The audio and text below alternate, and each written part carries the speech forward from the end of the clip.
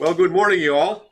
This is Lancaster Woodturners Weekly Coffee Hour. This is Thursday, March the 3rd, and this is coffee hour number 92 since the beginning of the pandemic. Who knew? We had no idea this was going to carry on like this. Let me see what else I need to tell you today. I have a number of announcements to make.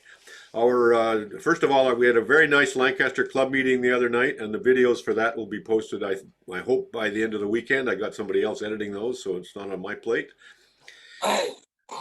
The next event, aside from coffee hours, is on March the 16th, not the 17th. We'll have Richard Raffin at 6 p.m. for an evening cocktail hour, probably an hour and a half. I've been corresponding with Richard quite extensively.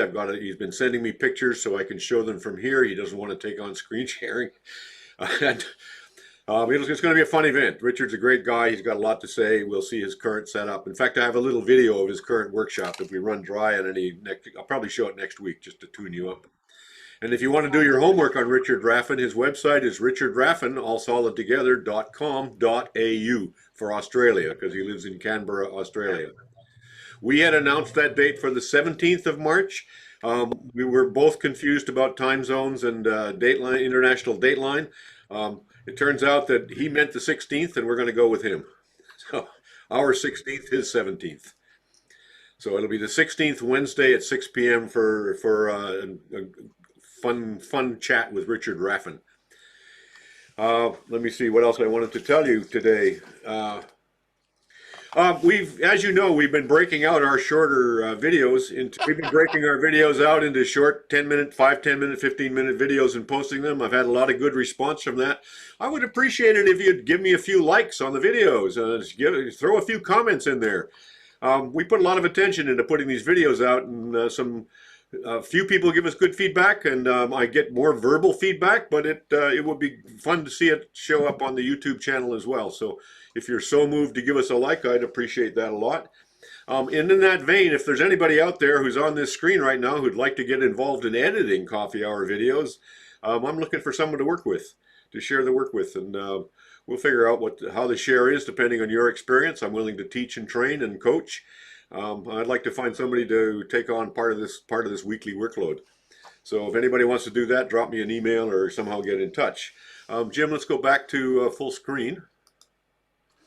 All right. And a gallery view. Got it. Okay. We're going to have a show and tell day today, I think. Unless there's any questions about the Raffin event or anything else anybody wants to put. You can invite other people to our cocktail hour with Raffin. Just forward the link to them.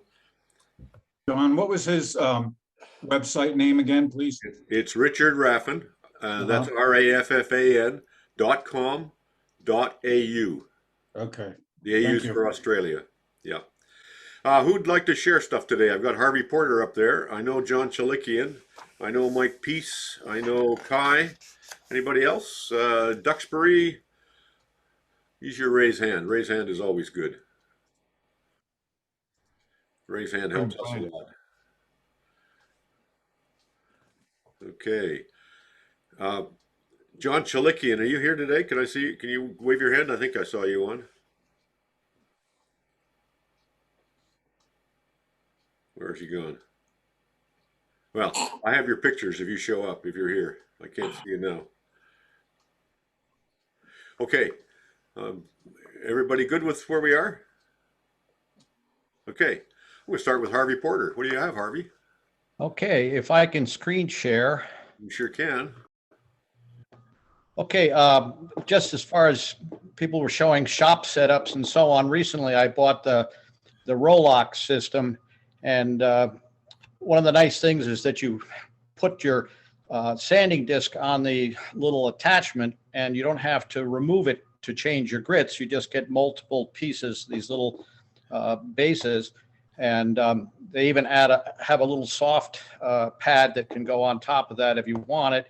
And this is what the tool looks like, the adapter, and it comes in, I think, 1.5, 2, and 3-inch sizes.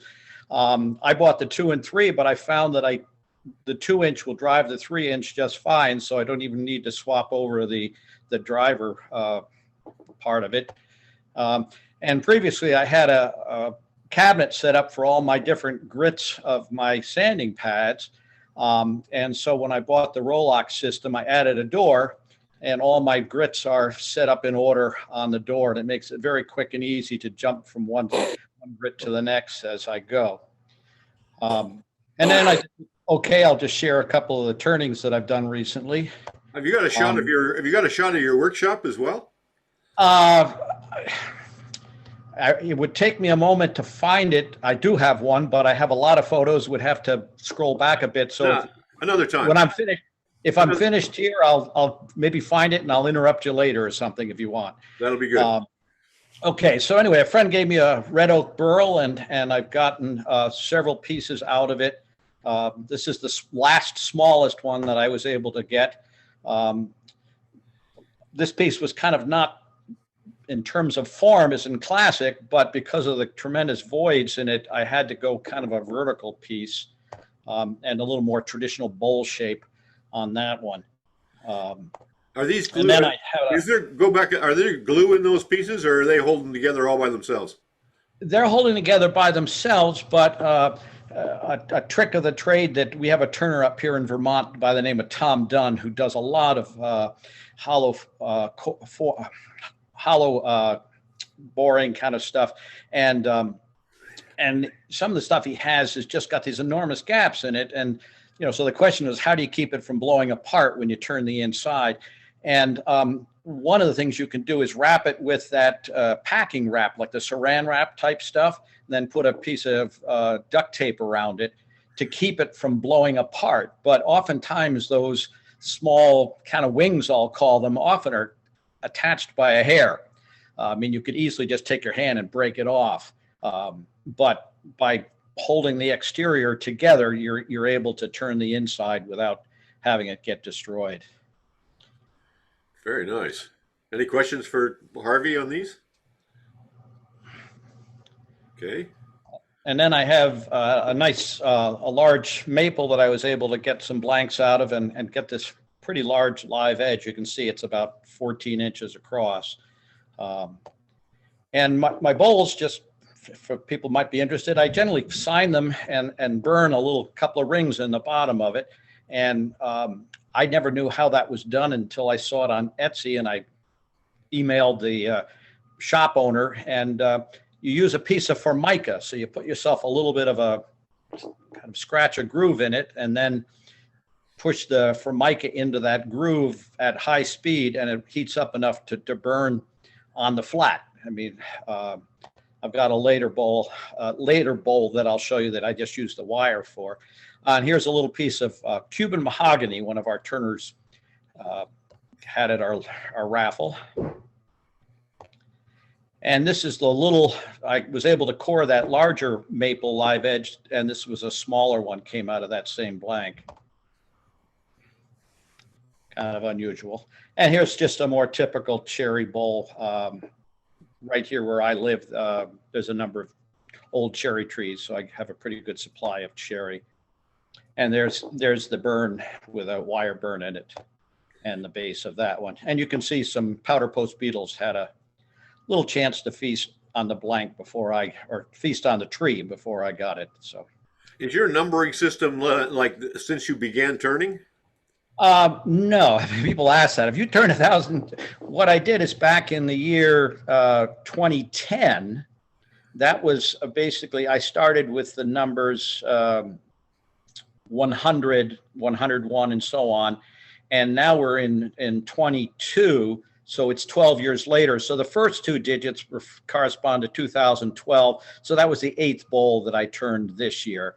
I've never gone beyond 100 bowls in a year, so the numbering system still works okay. But I mean, I probably guess I've turned up to somewhere around 800 bowls by now at least. But anyway, and then recently I had a maple source of a maple tree that was 30 inches in diameter, had been cut down along a roadside, and I got this blank from it, which was all I could do to scrape it along the ground and bring it up a couple of 2x10s into my pickup. And anyway, that I had to use planks and rock it back and forth on shims to bring it up to the headstock. But when I was finished with a rough turning, this is what I have. And because of because my lathe is a 3520B, so I only can go 20 inches over the bed. So if I'm going to twice turn it, I need a way to come back and basically turn a foot on it later. So I left the centerpiece there, which I'll remount the faceplate on to be able to turn a foot and then turn the outside, turn it around, and turn the inside. Well, hold on a second. Let's see if we got any comment on that, because that strikes me as a complicated way of doing it. What do other people think?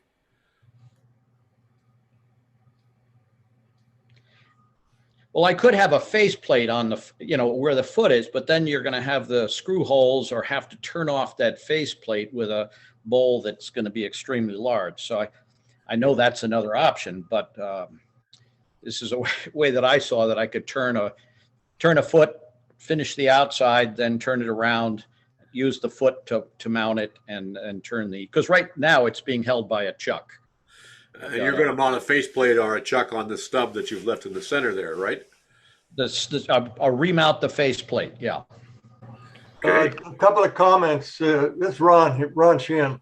I do a lot of coring, and what I'll do on most every blank that I put up, I'd start it out on centers on spur drive and turn a foot on the one side and then turn it around and put a foot on the other side, so that when I pull the core out, it has a tenon on it that I can put in the chuck to put the tenon on the bottom of the core that came out. Something that's heavy and this big, trying to handle it back and forth to get a foot on both sides might have been too much, but I would have considered that, put the foot on both sides before you start turning it.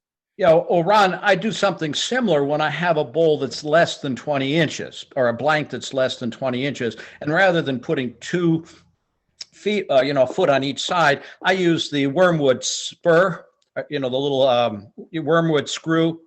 Yeah. And I use that to remount it after I core the outer bowl. I generally core from outside in. Some people turn from inside out, but outside in lets me create a new foot each time I go to the next smaller bowl. But because this is larger, this blank is 24 inches and my lathe is only 20. Yeah, I can't turn it around to put it between centers or do anything. So yeah, I realize that. Yeah. So this is the way that I yeah, it'll work. It works. Yeah. Well, we'll see how well it works. Unfortunately, you can see the crack in it, right here, which was in the wood.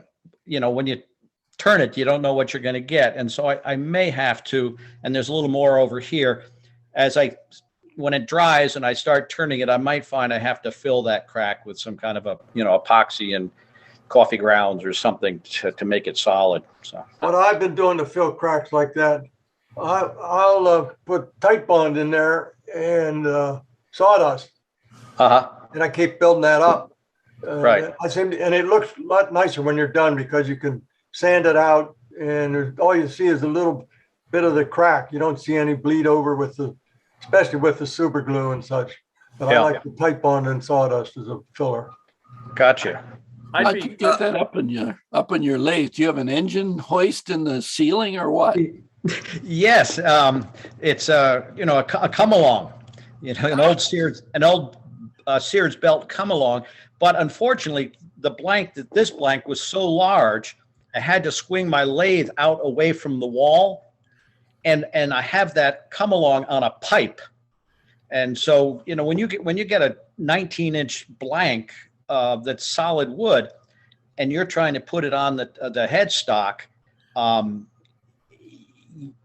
you can't do it by yourself. It's just too heavy. So basically for that, I put some webbing underneath the blank and then crank up that crank until I can get it right close to the headstock. And then you can turn the kind of the handle end of your spindle and wind the faceplate or chuck, whatever you're using, onto to get the blank onto your lathe.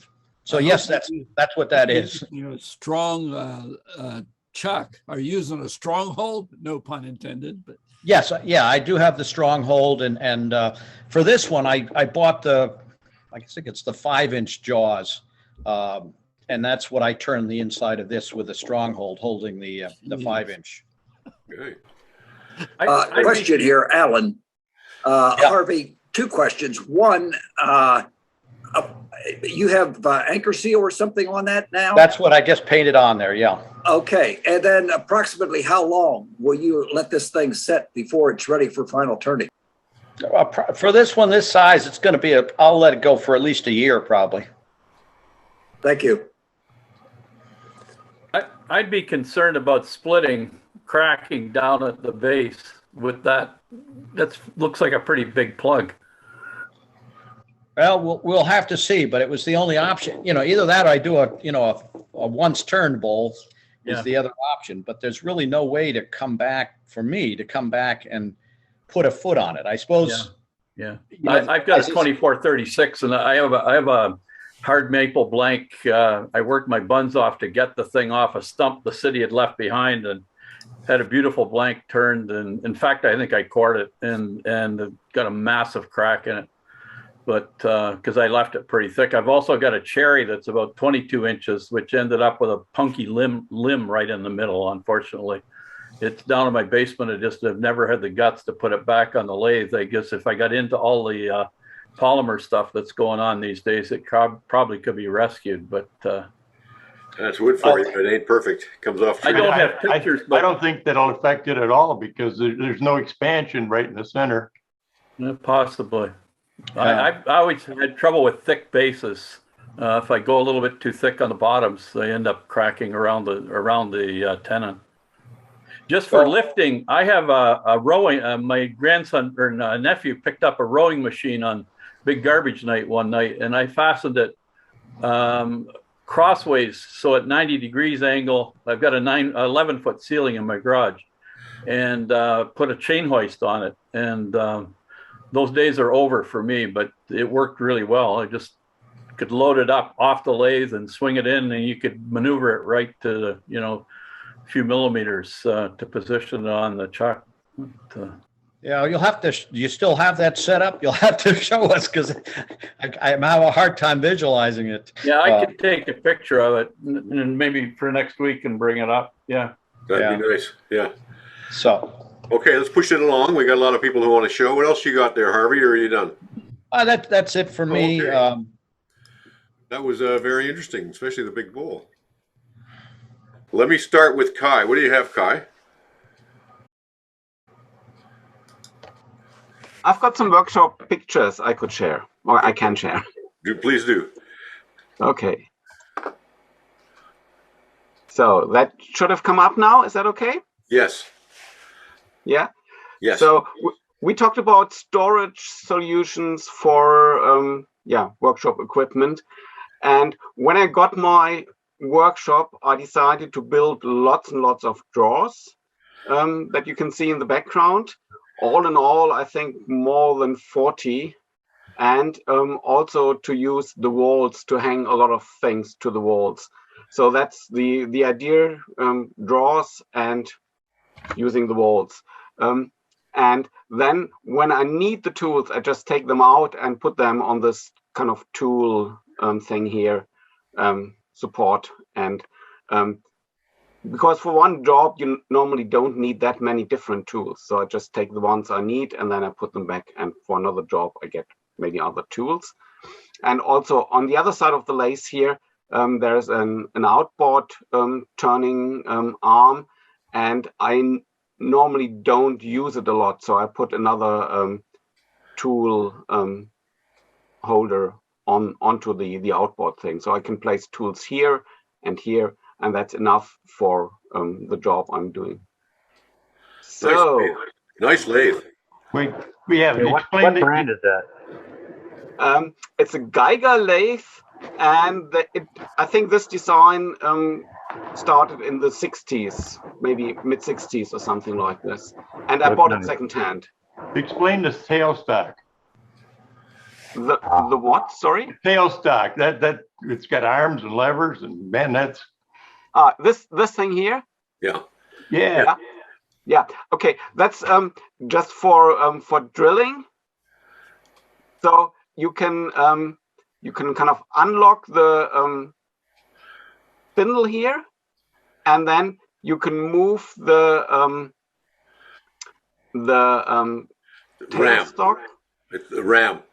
Yeah, you can move it forward and backward for drilling, and it works brilliant with smaller drills, but for big Forstner bits, I still use the hand wheel because that gives you more power for drilling. But if the drills aren't too thick, it's nice to use this one. It also allows you to pull the drill back quickly to get rid of the shavings and then push it in again, pull it back again. It's far quicker than turning the hand wheel all the time forward and backward. So that's nice to have that for drilling. And then on the other side, that's just the old switch to switch the lathe on and off. I don't use it anymore because I have got a frequency converter now, and I have electronic speed control, so I don't need that anymore. And yeah, and also the switch here is not needed anymore. I just do it with the frequency controller. Yeah, okay, I've got some more photos that I'll just have to move that, otherwise I can't see my arrow. Here it is. So these are the drawers for the tools, where I store them, more of them, and also the others, similar content. I've got my drawers in there for the Axminster chuck, and sanding discs.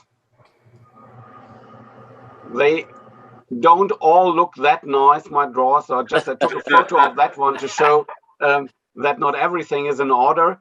I still have to think about how to get some order into this slot, but once you start doing that, you lose a lot of space, and I guess if I put it in orderly, then I won't have enough space for all the bits and pieces that are in there at the moment. So I think it's remarkable that you're so good at actually putting stuff back in the drawers. That's where my problem is. I just leave it out. Yeah, I try to clean the workshop after finishing a job. So, and then everything goes back, and then I take it out the next time. So that seems to work. It takes some time, but then I find most of my stuff again later on. So yeah, same idea. Lots of things hung to the walls, and this is an old dentist's cabinet, and here also more drawers beneath my Tormek grinder. So I think I've got some photos from the inside. So this is all the Morse taper sleeves and whatever stuff like that is in there. And drill press again has got a movable base that is on casters, and more drawers. Just look inside. These are my Forstner bits. I collected them over a very long period of time because they are really expensive. But now I've got them in a lot of sizes, and it's really nice just to have the right bit for a job. How big is your what shop? else? Sorry? How big is your shop? What's the size? Oh, it's about 40 square meters. And then I have to figure that out in square feet. About 120. 120 feet square? Yeah, could be. I'll do it. Roughly. I'll do it later on, and then I can tell you. It's rather big, but it's I still have got a lot of machinery in there, and I also started storing dry wood in there that I don't want to store in other places because it will get moist again. So it's quite cramped, even though it's a big shop. For me, it's a big job. Yeah, it is. 150 square feet. Yeah. Okay. And my wife keeps telling me that it is a very big shop and that I use up a lot of space in our cellar for my hobby or our basement for my hobby. Well, at least you're not in the pool hall. So my workbench, more drawers for bits and pieces and planes and whatever. I bought some, or this one, a secondhand office cabinet. And that is quite nice because it's got these are kind of rolling doors, or I don't know how you call them. They don't open on hinges, but you just kind of push them close. They kind of move along this here, down here, and up here. So once the doors are open, they are not in the room. They don't take up space, and you don't hit them when you walk around the workshop. So for saw plates and shaper bits and stuff like that, more drawers down here, bolts and nuts and whatever small pieces go in there. Everything is so incredibly clean. Yeah, I cleaned it up for the photos. And I've been reading the Fine Woodworking magazine for a long time. So when you do that, you end up with a tool cabinet like that, because you think you need something similar at home that you saw in the magazines. So that's for other hand tools, woodworking hand tools. And yeah, and again, wall space for vacuum chucks and sanding pads for my angle grinder. And measuring tools. I've still got some things in banana boxes, but that's wood and not tools. So yeah, I'm one of these collectors, and I've got actually too much stuff. No, not you, Kai. How could you have too much stuff? Never happened. You got the space for it. Enjoy it. Yeah, but it's nice to have it. Yeah, that's right. Okay, that's it. Okay. Hey, Kai, Any questions for Kai? yeah, how many years you been in that shop? You spent a lot of time organizing shelves and hooks and all kinds of drawers. How many years you've been working at that? About 20. Okay, I don't feel so bad. Well, I try to do some turning once in a while in between organizing my shop. Well, on that note, I'm going to go to a guy we haven't heard from before, Stu Bremner, isn't it, Stu? That's right. That's it. Hi, guys. Hi. Thanks for having us over here. We're from the Edmonton area group. There's a few guys, I think, from our club that's on. And anyway, I got a picture of it's sitting right here in front of me. I've got an apple root burl, and I just finished it last night. And are you going to share screen? There you go. There. You got it.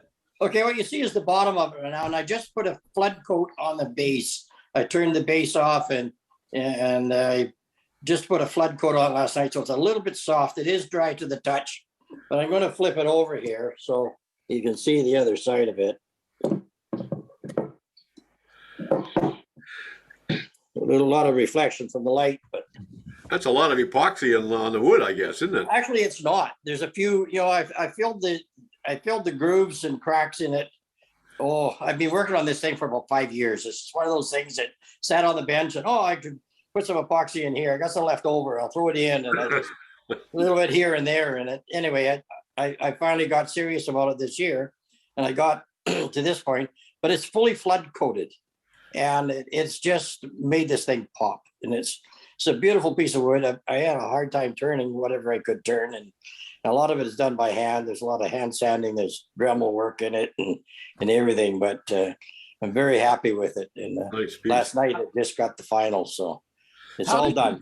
How did you flood coat such an irregular object? Usually flood coat flat things. Well, I have a piece of equipment that I built a special bracket onto it that holds the chuck. and I can Ah. flip this thing upside down and all around and turn it and lock it so it sits solid. And it took a lot of babysitting. When I did coat it, I put the epoxy on it, and I had to keep turning it, and it would run a bit, and I'd turn it another angle, and I'd take off the excess epoxy, and I had a lot of work in it, but it just took time and had patience, and I ended up with I think a nice piece of wood. It'd be nice to see the attachment thing you did. Sometime take a picture of it. That's I pretty have cool. got pictures of it. I think if I could try and find it in my pile here, it's a neat little bracket, Chuck, and they are available. I just can't remember the name of it, but anyway, I do have some pictures of it, and it's been very successful for me. I really use it. Where are you, Stu? Just west of Edmonton. It's a little town called Spruce Grove. Okay. So it's. So you're another of the Alberta guys. That's right. Yeah. Okay. Yeah. Stu, are you talking about a carving stand that you mount Well, this on? it can be used as that, but I think it's used for other stuff. I stumbled onto this thing. I took my carburetor to a guy in Stony Plain, just down the road, to have a rebuild. I walked in his shop, and he had a card on a special bracket on this thing sitting off to the side, and I was just amazed with it. And I instantly seen that. I thought, oh, I could use something like that. And I talked to him about it. He said, "Do you want one?" Oh, okay. And he had one that wasn't quite working right. I had to rework it. I took it all apart, cleaned it up, and I bought a new snap ring for it. That's all it needed. Put that in it, and I've got myself a holder, and I built the bracket to hold a 33 millimeter chuck and spin the chuck on, and there it sits. So I can angle it off at any angle, and I had a stand that I could put it on, so I could actually hang the thing right upside down. And I have done flood coat on a couple of bowls with this, and it's just been phenomenal. It works so perfect. I can't believe it. And Okay. Well, a friend of mine does that. maybe find the apparatus and set it up, and we'll see it rather than describe it. Would be the best. Yeah, plan. for sure. I'd love to. Another time, Yeah. a little later or another time. Yeah. Yeah, for sure. Okay. Great. We did a video on flood coating. So if you look at the Edmonton Woodturners Guild website, there's one of our latest videos is on flood coating a bowl with Steve McMillan. Okay. And that bracket is that little tool is in there. All right. Well, we'll look for that. Oh, Power Arm, that's what it's called. Power Arm by Wilton. To buy one, they're anywhere around the $400 mark, but I think you can shop for them. You might get a little better than that. Okay. But you have to build another bracket, another piece that bolts onto it that will hold the chuck. We'll look for that. I'll look for that Edmonton video, and if we can find Yeah, it, do that because it shows it in there and it shows the function. I'll put a link in the follow-up. Yeah. Great. All right. Thank you. Judy Stone, what do you have today? Okay, first of all, I am awestruck at your organization and lack of clutter and abilities. And you can see behind me, I'm not uncluttered. So I've started turning again. I haven't for a long time.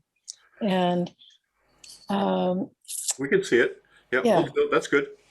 That's There good. you go. There, you can see better. So it's mahogany and maple, walnut, and cherry from our property. And I made this as a gift for a surgeon I had a couple of weeks ago, and he was thrilled. I also am finding that getting back into turning is and there's the back.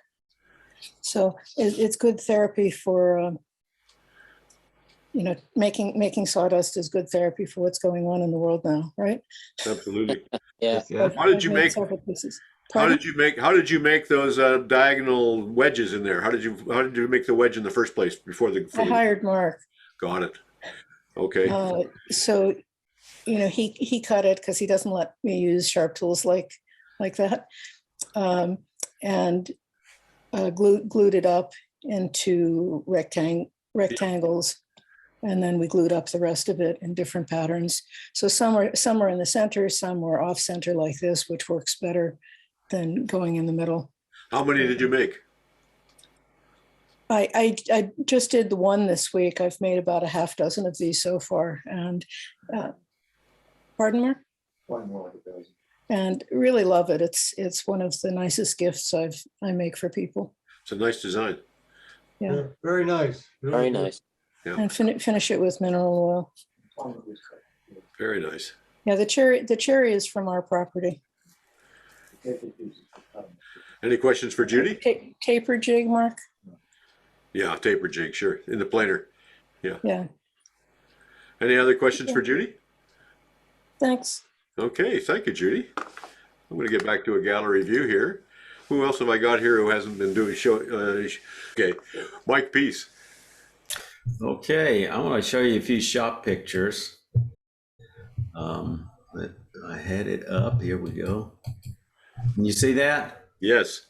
Okay, that was like Kai, I love drawers.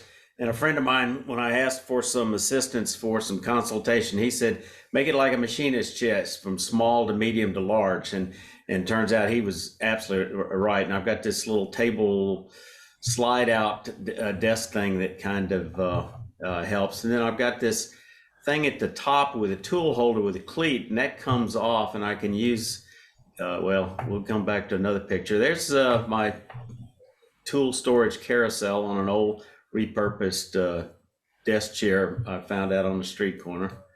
That's my traveling bucket.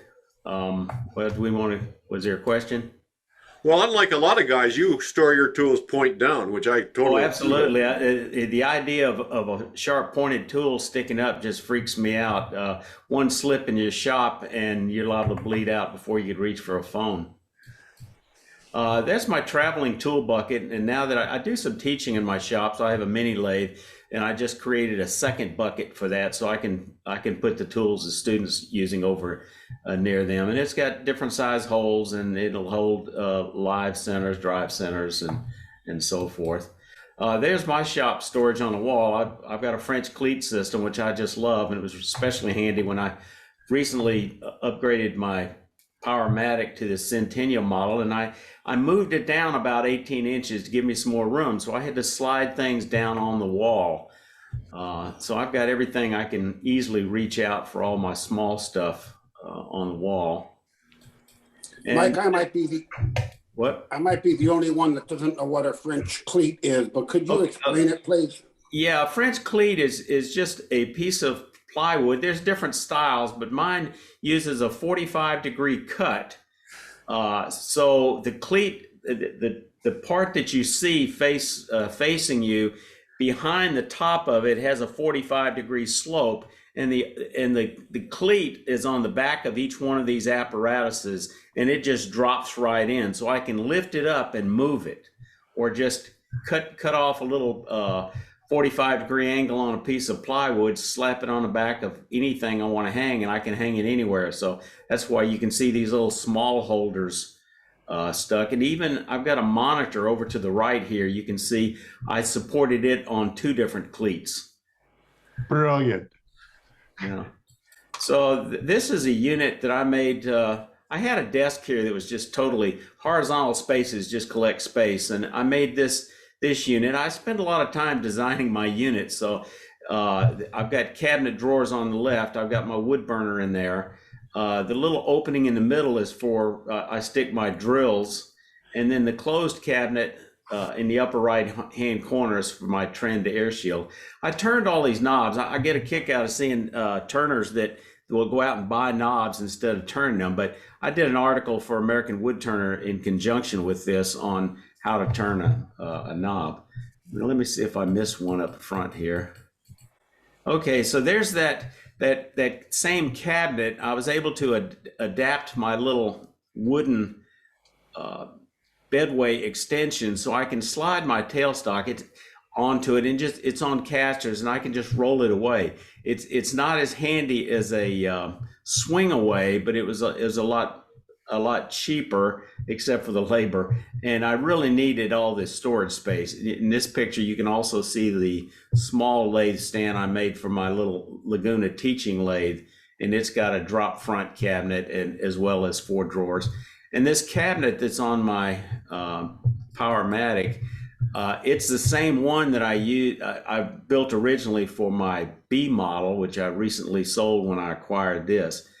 And this thing is so heavy. The Powermatics are so heavy, you don't really need ballast, I don't think. So this is storage. I have my boring bars and my large texturing tools inside this cabinet.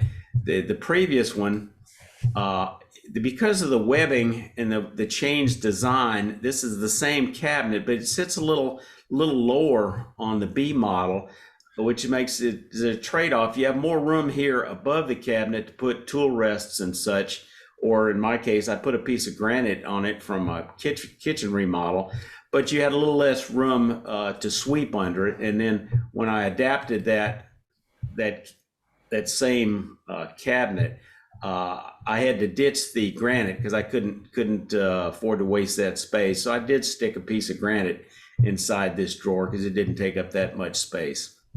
So that's all I've got. Any questions? How big is your shop, Mike? It's about 14 and a half feet wide and 45 feet long.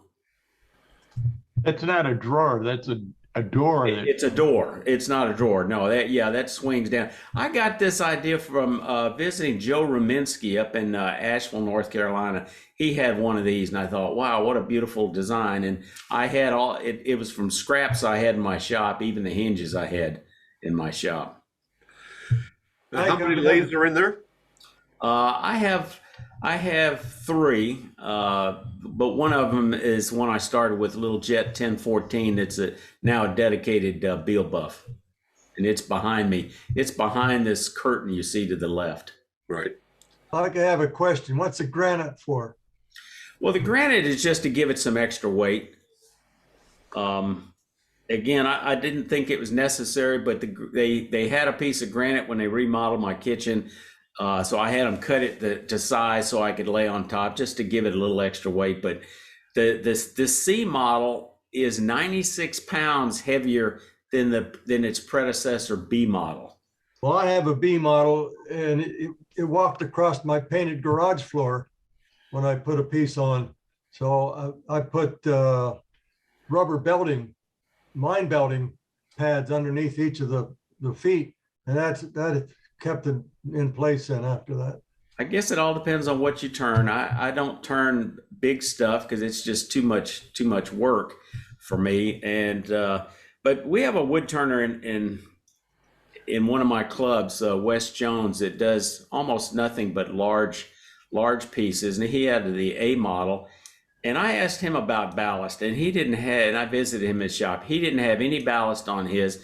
And I mean, he turned really big hollow forms. And he said he just didn't find it was necessary. So I would think for a 600+ pound lathe, if it's walking across the shop, there's something going on. That's my opinion, but I turn mostly small stuff. So well, the garage door has a slope to it to get to go into the drain. That was part of it. Okay. And it was painted with a floor paint, so it was pretty slippery. But I put the rubber pads under it and leveled it, and that kept it still. Yeah. Well, I recollect a shop I worked in one time with a large lathe that had been bolted to the floor, and all of the feet where it had bolted, the cast iron had snapped. So you had a bolt and a piece of cast iron bolted to the floor, and a lathe that was free floating. So that's what happens when you try and pin them down. Yeah. You get good at turning. When you learn to turn on a shopsmith, you chase it around the room. I can believe that. It's part of the fun. Absolutely it is. I have three more hands up here. Are you done, Mike? You got more to say? And any more questions for Mike? I'm done. Questions? Mike, is that the lathe you showed your unboxing? It is. It's the same as the Mustard Monster regular color, except it was just last year they had their centennial, so they had this a special edition, and they actually sold it for a few $100s less toward the end of the year because they built them early in the year, didn't have the same price increases, and then just fairly recently, this past month, they had a 10% off sale, and it also comes with a lamp and a fatigue mat. So the anniversary model is definitely the way to go. Mm. Thanks. Yeah. Okay. I like the idea of turning the knobs for all the drawers yourself. I once wanted to turn knobs of different kinds of wood. So each knob, one species of wood for all the drawers I've got. But I haven't done it so far. I will in future, I hope. I'm totally in favor of that as well. I mean, you're a turner, turn the knobs.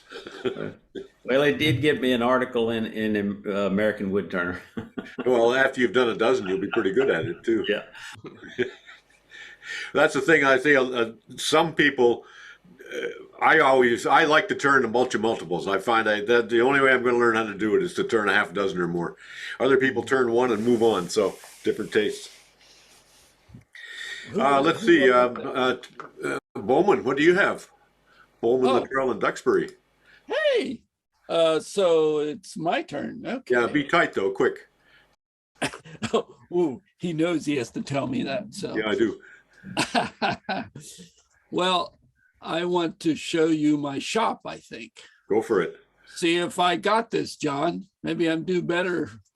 Somebody was asking me recently why I had a blanket hanging behind my buffing machine. I said it's because I have glass all in the front of my shop and I was trying to keep the cold out. That's the reason for that. Now I got to go to the next one. Well, hold on a second now. How big is that building? It's about 24 deep if you go all the way to the back corner, and about 10 or 12 feet wide up to this is storage for lumber and stuff on this side. My shop is from here over. It's small. It's kind of crowded. I move machines around a lot. So let me get inside. The point here was to see the, here is the, come on, doggone it. John, I'm with you. Okay. This is the left side on that picture. Behind that wall is where my wood storage and lawnmower and stuff is. This is my lathe setup on what I call the lathe side. By the way, you guys who worry about cutting yourself with a chisel, put the chisel handle at the height of where your hand grabs it. Then you never cut yourself. Before I moved here, I had built this rack and hung it on the fuel oil tank in my basement, which was right behind my lathe. And when I moved here, I just put it on the wall because I loved it so well. I just literally swing over from my standing position and lay them right on there. I'm having trouble seeing where your standing position is. You've got I'm right between the tools and the lathe here. Okay, so we're seeing a foreshortened shot and there's space back there. There's space back there. Not a lot, but space for me. So now here you can get a little better view. This is from the door side. Right inside the door is my grinding thing. Matter of fact, I had to cut a notch out of the door trim so I could slide that long jig in that I use for sharpening on the CBN. And there's where I stand, right in the middle. Recently, I had been down to the short bed, but I added this back on because I got sick and tired of taking the tailstock and the banjo off, laying it on the bench and then putting it back on. But I don't know. I've tried different ways with doing that. Now I'll see if I get the carrot and show you the next Jim, one. what size lathe do you have there? I have a 14-inch. It's a Comet RD14. It's the upgrade from the Comet 2, which was 12. I had that one first. You can see it's not bolted to the floor. Oh, but I wonder if I have a picture of it. Jim, what I got to tell you is right under here, you might be able to see it. I have 3 cement blocks bolted with through threaded rods holding that weight under the headstock. I put some pretty bit out of balance, but it shakes the whole shop. So it's not a good idea. I'm in lathe lusting right now. Here's the other side of that post where I have I have that post so drilled out, I'm afraid the shop's going to fall down sometime because that's a main support post. But that's where I hang all my stuff. I think I got one more picture. There's a little closer shot. Sandpaper over here. This is the unorganized box here where I use a little piece of sandpaper and hand sand and just throw it in there and then root through it. I might have one more. Okay, this is my prize and joy. How do you keep your tools organized? For me, I have these little holes where I put everything in there. Well, I go, how do I remember which hole gets which? So I took a picture, and the back part is the printed picture. So I just look over, I'm a visual guy, and go, oh, choo, and stick it right in the hole. So that's my way of keeping track of them. And then the lathes are, the chucks are arranged in a row here, and they have some kind of order to them. And I've added another G3 recently. I'm slowly switching over to all Novas. I have a bunch of cheap ones you don't see, a bunch of cheap PSIs. All right, that was me. That's you. Okay. I love that picture idea. You like a photo idea? I think it's a great idea. Great. I'm a photographer as well, and I have a printer right here next to me. So that's my solution. I always say I'm visual. Okay. Latrell, you got 5 minutes. Okay.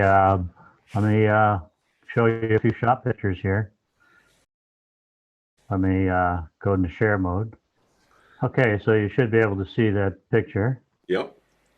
All right, so there's kind of two sections to my shop. Part of this is a heating system for the house, so it takes up a little room. My shop is 15 by 40, but it seems pretty small to me. So it's just a counter that I work at, and there's storage in the cabinets above, some tools in there. Moving over to my lathe setup. Hang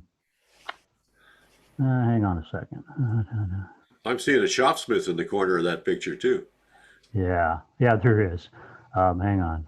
Sorry, went the wrong way. Well, I like that shot. That's a good picture. All right, so my lathe is against the wall there, and my shop is so small that I have everything in this shop's on wheels out of necessity. And so what I do when I want to use it is, in that shot, it was on felt pads, and it's a tiled floor, a concrete tiled floor, so I would slide it out. Since then, I've put wheels on it and casters. And my tool storage is on the left there. So I stand between the lathe and my cabinet there, and so when I put a tool down, I don't put it on the bench. I turn around and I stick it back in the cabinet.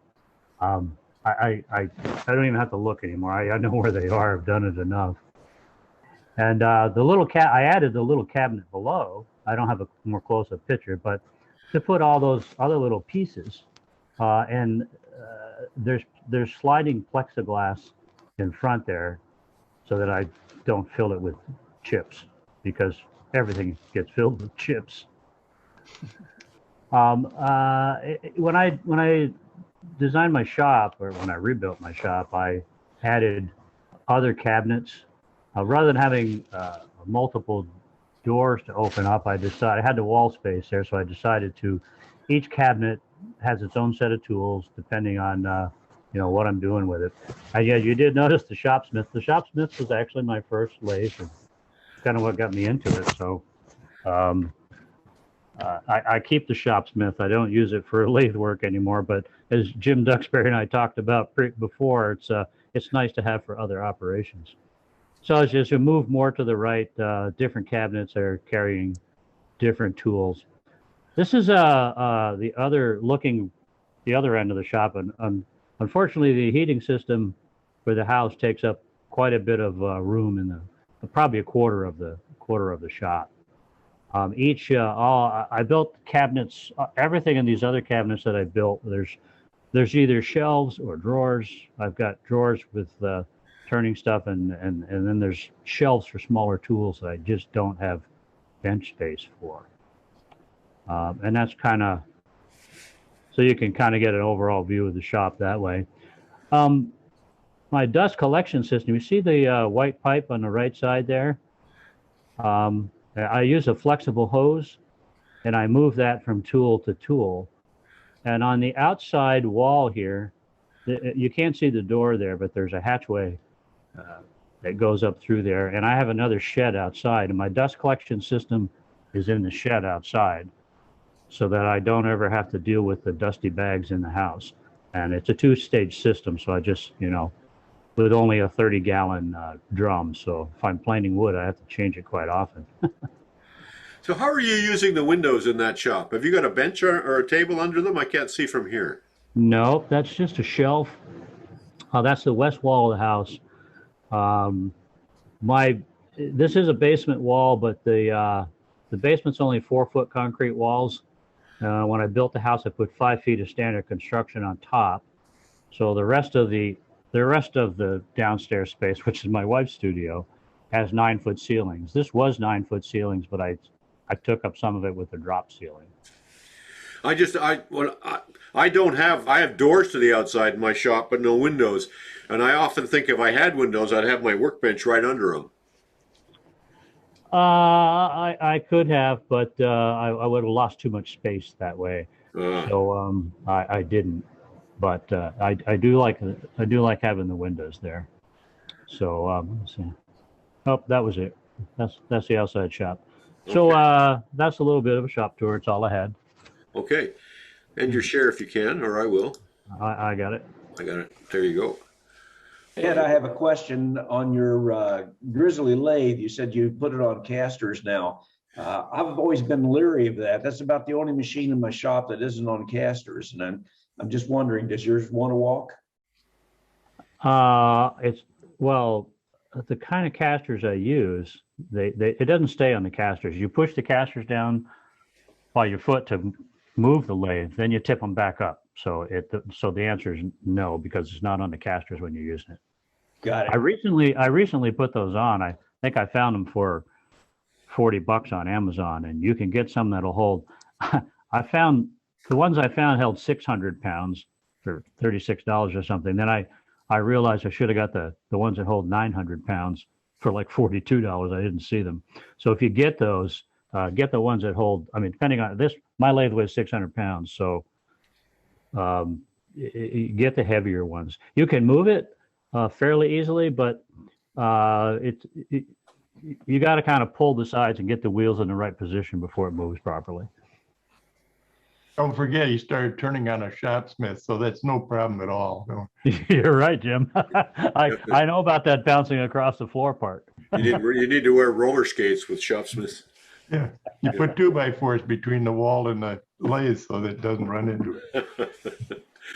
Well, everybody, we've whiled away another lovely hour. Very interesting. I'll be pulling out shop tool storage video number 2, I think, out of this morning. I do want to note that I see Ron Kerr is back on. Ron had some bad health, was in an accident not long ago, and he's been absent, but I see he's on screen today. So welcome back, Ron. Glad you're feeling better. And let me see, anybody else got any last words before we wrap it up? Okay. Thank you all. Very interesting coffee hour. We'll see you all next week. Thanks. Wood shop. Thank God for wood.